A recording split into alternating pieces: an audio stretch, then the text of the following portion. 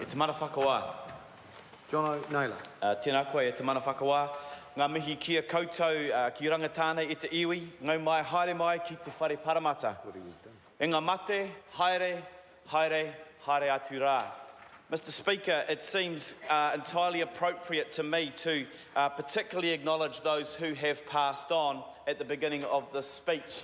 And Mr. Speaker, there's been a lot of talk about that this morning, but I specifically do just something quite poignant that reminded me this morning that Ruth Harris, who started this process, has passed on. And then I think of also Potaka Tate, who was to be a part of the the final part of this process on the post-settlement board, who has also passed on, and of course many others in between, and I just want to acknowledge them. Mr. Speaker, much has been said already with regards to this bill and this settlement, and I don't want to dwell on that further.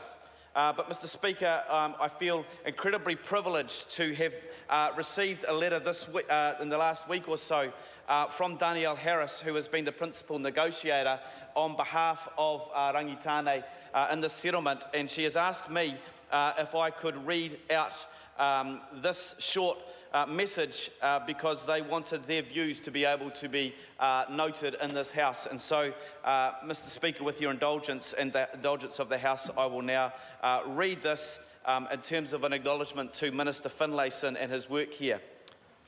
This is the words of Danielle Harris. Minister Finlayson, as you are aware, Rangitāne or Manawatu, over their 19 years of negotiations, have worked with a number of treaty ministers from both sides of the House.